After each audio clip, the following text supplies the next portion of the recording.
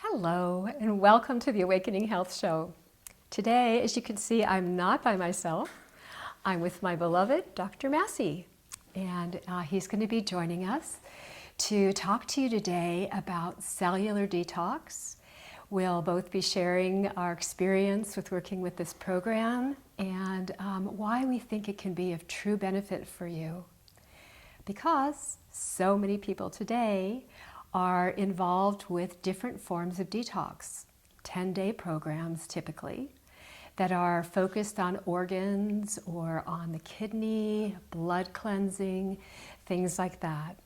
A lot of people know about the lemon and maple syrup cleanse that you take salt water with in the morning and do for 10 days. It's typically, people will lose some weight on it, feel a little bit better, but we're just looking at the tip of the iceberg when we work with a cleanse like this, or a liver gallbladder flush, or a colon cleanse. All of these things are wonderful, but they don't get deep into the body to what we call the cellular level. So we'd like to talk to you about a program. It's a 4-month program that's involved with helping to cleanse inside the cells and the cell membranes and supporting the energy in the mitochondria and supporting the mitochondrial membranes. Now, you might want to know, why on earth would we want to do that? Why on earth would we want to do that?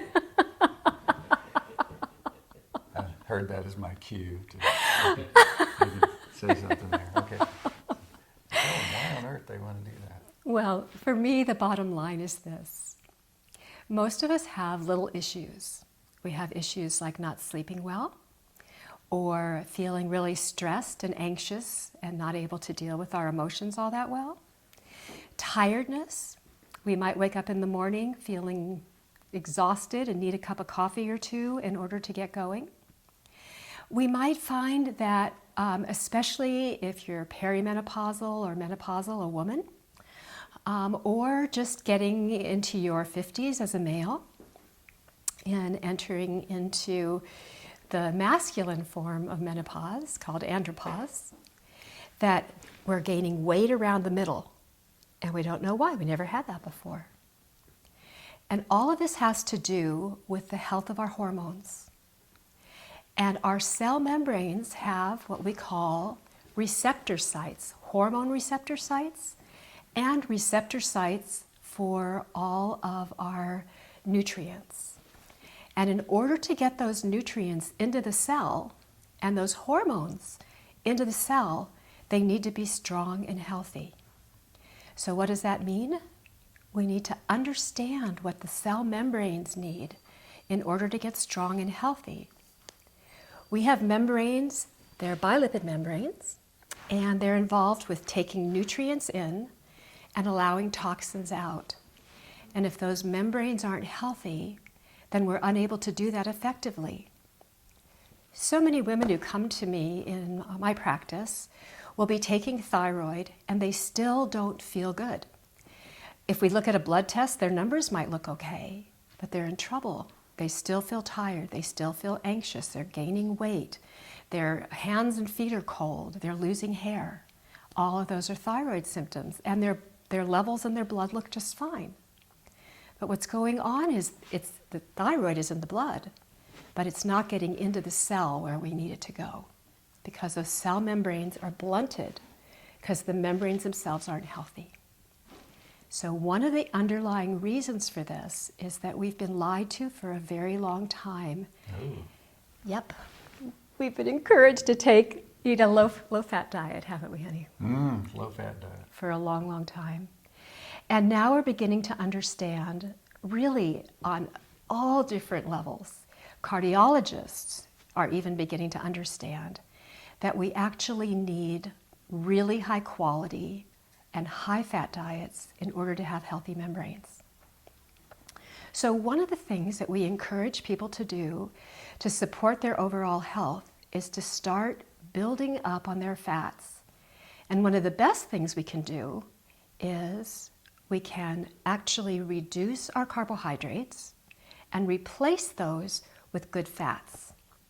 Things like grass-fed butter, things like ghee, which is made from butter, good quality organic coconut oils. And one of the easiest ways to start adding those into your diet is to actually add them to your tea. Coconut oil in tea is absolutely delicious, and most people have never thought about putting it in there. The same is true with good quality butter or ghee. Adding that to your drinks, be it tea or coffee, is a delicious way to increase your good quality fats.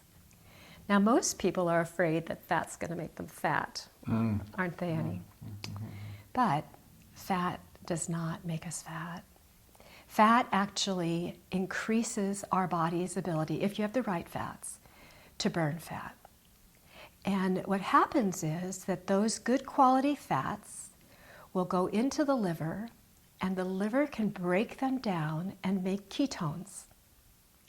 Ketones are the fuel that your brain loves the most. So one of those major things that people come into the office complaining about is issues with brain fog, with memory loss, walking into a room and forgetting why they went there, having keys and not knowing where their keys are. Our toxic world, with all of its chemicals and things of that nature, are contributing to so much brain issue, so many brain issues. Our what I call frankenfoods, not real foods, but boxed and canned foods that taste really good but really have no nutritional value and are made with lots of chemicals that we can barely pronounce. These kinds of foods have robbed our brains of the ketones that they desire in order to function at full level. And we're seeing the beginning of dementia, Alzheimer's, and all sorts of brain and neurological issues in our teenagers and young people now. If we were to test them or look at an MRI, we can see the beginning of the deterioration of the brain at these early ages because of all the toxic assaults that are part of our lifestyle, and in particular, the excess of carbohydrates that people are living on. How about fried pork rinds? That's a good fat? I'm making a joke. Well, actually, honey, there are grass-fed organic pork rinds that are good for us, but the I had no idea there. I'm totally surprised. I thought that was a joke. Yeah, so you're saying we want good fat? We want good because fat. The cell membranes are made out of fat. That's right. And it's got these 2 layers of fat, and in between these little 2 layers of fat, there's little proteins that stick up, and the proteins are the receptors, and they want to grab something like a hormone or a nutrient. Yes. Right? But if they're covered with soot, they can't do if it. they have toxins all over them, they want to grab something and they can't get it. You got it. So you're saying that this cell detox program will make it to where when my little receptors reach out for someone to love, they can actually hold them. That's right. Is that it? Okay. You got it, honey. Right. You got it. And then there's also something else that's pretty darn amazing for us to consider, and that is that our mitochondria inside of our cells, so we have to have a healthy, clean cell for the mitochondria to be happy. Mitochondria. It's a big word. Do you want to talk about it? Did you already tell everybody what that was? You go ahead. Well, I mean, I have my own opinions about what to call them. That these little things are actually, in my opinion, they're kind of bacteria or microorganism, and they live inside of our cells. They're called the high priest of the bacteria because they don't have to live in the gut where the other bacteria live. They live inside the pristine cell, hopefully pristine, cleaned out cell. They're the high priest or the lords of the cell. It's like that old Bible verse, the fat is the Lord's. So the idea is you want these healthy fats to come into these little microorganisms. They can make 9 energy molecules off a little fat. Isn't that amazing? They can only 9. make 4 off a sugar or a protein, but they can make 9 off of a fat. So if the person trains the body to burn fat, as the little mitochondria get good fat, you get more than twice as much energy for the same number of calories. And it burns clean, like a big log in the fire. Carbohydrates in the fireplace over there, that's like leaves and twigs. Makes a bunch of smoke, you get a big blast of heat or energy, and then it dies right back down. But you get a big log of fat to catch fire, and it just burns slow and steady for a long period of time. You get a lot more heat. So that's how I see the mitochondria. They're little sacred microorganisms that live inside the cell. They live in service. Yes, they're truly amazing. And they produce something called ATP. The big fancy name is adenosine triphosphate. But all you really need to know is that that is the fuel for our body. We don't get fueled by our food. Our organism, our human cells, actually only get fed by the ATP. And the other amazing thing is that we have 10 times more microorganisms in our body that make up what we call the microbiome. And these organisms we call microbiota. And I wonder what they call us. They outnumber us 10 to 1. These organisms, at least, right? You know, and we're sitting here studying them, like, and we're going to name you this, you know, and they're like, well, I wonder what they call us. I don't know. They probably think we're ingrates because we don't. The ungrateful biome. I That's know. What they That's call what call it. us. We yeah. keep trying to take antibiotics and killing them off and things like this. And using these ridiculous hand washes that are filled with all kinds of carcinogens, trying to be antiseptic on our hands. Yeah. And we don't even realize that those bacteria are supporting our skin and protecting our skin and our hands. And we should be letting our children outside to play in the dirt. And if they eat some dirt, hey, they're going to be getting this wonderful microbiome support in their bodies from doing that. Tell them what Zach Bush said about your dog. Zach Bush said, he's one of the world's experts now on the microbiome and studying it in depth with all these Harvard researchers and stuff. He said one of the best things we can do for our microbiome is to let our dogs lick us in the face. And to actually, Thomas Cowan talks about how wonderful it is for us to pull up our vegetables out of our own garden that's been supported with healthy bacteria in the soil, so that we get those microbiome into our nose when we open up, when we pull out the plant from the dirt. All these bacteria were designed as part of God's plan for us to be able to absorb and use. Ancient peoples were not using all kinds of antibacterial washes on their skin or on their faces or in their noses or whatever. They were actually in touch with the earth.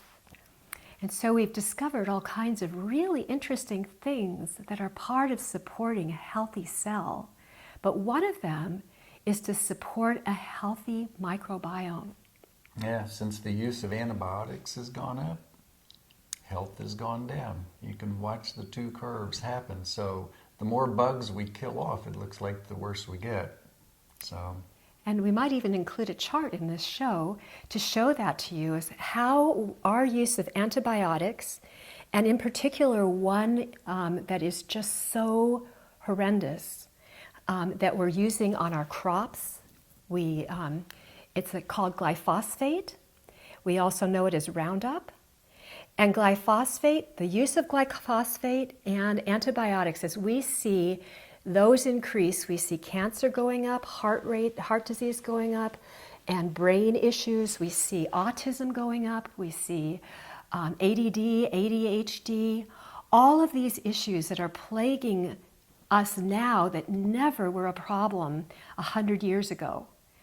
They're growing in percentages as we increase the use of antibiotics and glyphosate. And our foods are filled with glyphosate now, which is why it's so important to try and get non-GMO'd and organic food whenever humanly possible. And I personally, if I know something's GMO'd, I just consider it poison and won't eat it, even if it looks like a beautiful apple or a beautiful piece of corn or corn chips or whatever. If it's not organic, I won't touch it. And there's even indications now, because there's so much glyphosate in our atmosphere, that our rainwater is even filled with glyphosate. Studies have indicated this over and over again when we look at them by the CDC. So we live in a very interesting time, and we have to take our health into our own hands. And one of the ways that we can do that is by learning about how to truly cleanse ourselves. And in the beginning I talked to you about, some cleanses that are more focused on organs. Those are not bad. Those are actually wonderful. We want to support the health of our organs. But if we don't support the health of our cells, it's almost like having your oil light go off on your car, and instead of dealing with the oil problem, just covering up the oil light or pulling the light bulb out. The oil light won't be on, but we haven't taken care of the problem. So there's things that we really want to learn about. And part of what we'll be doing in this show is to share with you lots of wonderful things that you can do for yourself. And if you can, by yourself, get these things under control and you find that your symptoms are going away, we are so grateful and so thrilled about that. But if you find that, like us, I didn't discover about really cellular detox till about 4 years ago. And I'm 64 now, so I was in my 60s when I found out about that. I had a lot of toxic buildup, even though I was doing everything I knew to be healthy. I didn't understand how excess carbohydrates were incredibly harmful, leading to the smutty cell that Richard was talking about. Because I loved fruit. I loved berries. I loved making desserts with lots of different organic, soaked, well-grown grains and things like that. She has lots of recipes that are really good. I and do. We want to point out them. that the biggest cleaner is love. So if you have a heart full of love, eating potato chips, in my view, you're better off eating potato chips with love in your heart than sitting down eating a bunch of gluten-free stuff that you don't like because you're afraid of what's in it, right? What's in the other stuff. So go with your heart first. But if you're in a position where you can make a choice, why eat poison? If you have a choice between the two. But the joyfulness is the big factor. So I always like to point that out. And I'm so glad that you did, Richard, because sometimes I get carried away with talking about the She studies the details of these things all the time. Has a teaching kitchen, right? And feeds me like I'm some kind of royalty. I get these incredible meals. And my friends, all through my life, they come over here and they go, "You guys eat like this every day?" I said, "No, we eat like this several times a day," which is what we were doing back then. And they just can't believe it, In my days of living alone, it was a can of sardines. I'd just pop that out, or a bite of almond butter and some cheese, and I'm out the door. But she actually fixes loving stuff. And it tastes really good. So people don't get that. You tell most people gluten-free and don't have any poison in it, they're thinking, what could that possibly taste like, right? And of course, we didn't ask our camera folks if it's okay to say their name. Is it okay to say your name? Yeah. So Daquan, he was a little bit happily surprised at the taste of the cracker, the gluten-free cracker. There are all kinds of possibilities out there that people don't know of. They haven't looked into it, where stuff actually tastes good and it's good for you. So, and the amazing thing is to actually make this yourself and to make it with love. And to know that you are going to be feeding your family things that will support them in having healthy brains and energy and joy and happiness and being able to function at a whole new level. So, that's where it gets really wonderful. Like a friend of mine just brought over her recipe for some flaxseed egg crackers, and they were wonderful. And there was nothing in them that was harmful. Honestly, when you go to the health food store and you look for things like gluten-free bread and gluten-free crackers, the majority of them are loaded with garbage. But making your own, you can put exactly what you want in them and make them with love. And doing that, it gets translated into the food. I mean, there's studies these days that actually measure the frequencies of the food, and water in particular. You can see these with incredible studies, like from Dr. Morimoto. Maybe we'll bring out our book and show you some photographs about when you just put the word love on the water bottle. It creates, when you freeze it, a crystal that's absolutely gorgeous. Are you thinking Emoto or? Yes, yeah, Dr. Emoto. Okay, yeah, he took those beautiful pictures of water. Yeah, but if you put the word hate on there, oh my God, it looks totally disjointed, and it doesn't have the beauty of these beautiful crystals that the water will make. So the frequency, the feeling that we have when we prepare our food is something that makes a huge difference, which is what Dr. Massey was talking about. What a huge difference it makes when you eat your food with love. So it's a really great idea to sit down for a moment or two and just appreciate your food. So just to give you an idea of what a dinner might look like for us, it might be a grass-fed lamb chop that's made with garlic and, incredible Himalayan or Celtic sea salt, black pepper, and fresh thyme, sautéed and pink in the middle and tender. And I will use cauliflower instead of potatoes to make mashers, because the potatoes are so high in glucose. So it's surprisingly delicious to take cauliflower, steam it, and put it in a food processor and make it like a mashed potato with grass-fed butter or ghee in it. And we'll have like asparagus, maybe with some pasture-raised bacon bits, real bacon, that we've cooked the asparagus in, sautéed it, and maybe some pine nuts that have been lightly roasted, and maybe some shiitake mushrooms on the asparagus, and that'll be like dinner for us. And it's totally delicious. That's a healthy ketogenic meal, just to give you an idea. Now, we haven't talked about the term ketogenic diet yet.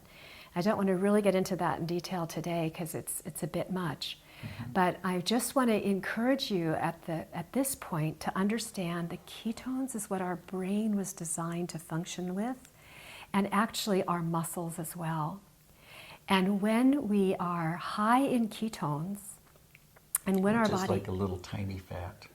Yes. Like a tiny little piece of fat is what a ketone is. And bodybuilders have known about these things for a long time. And people who were hunter-gatherers, of course, that was mainly what they had for food, was animal food and with lots of fats in it.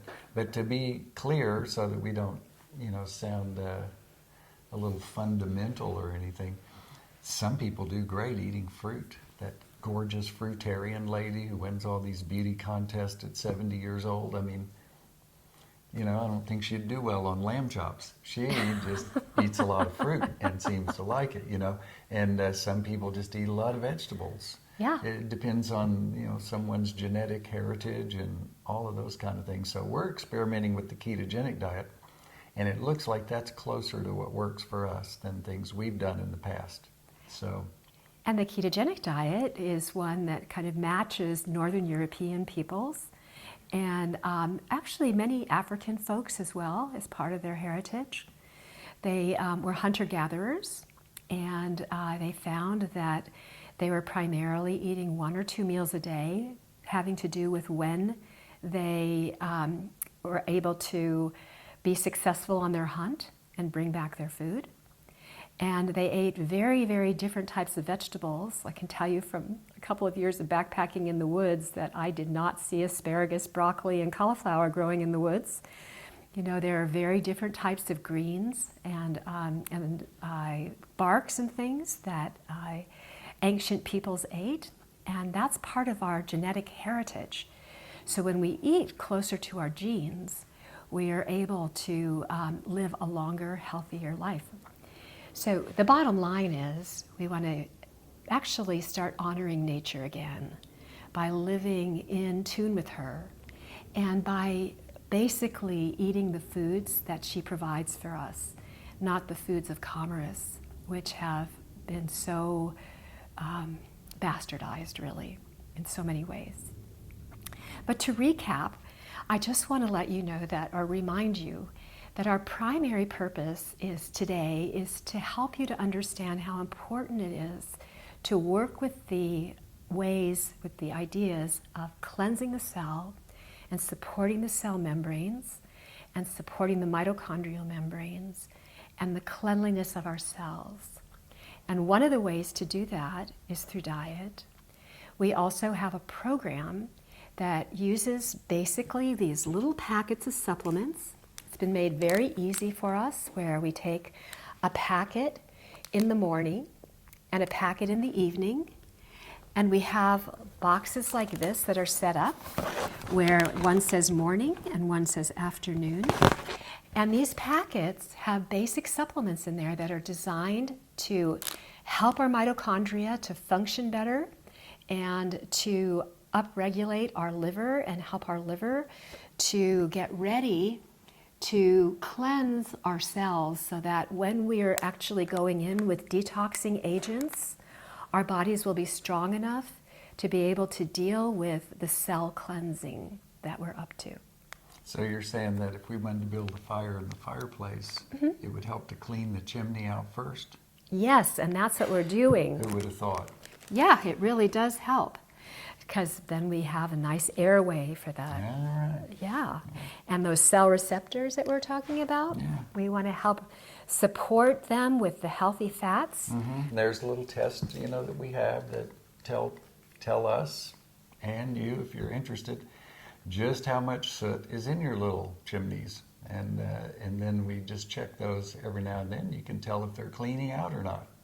So when we do a 4-month program with people, we check those a few times during the program to see how we're doing.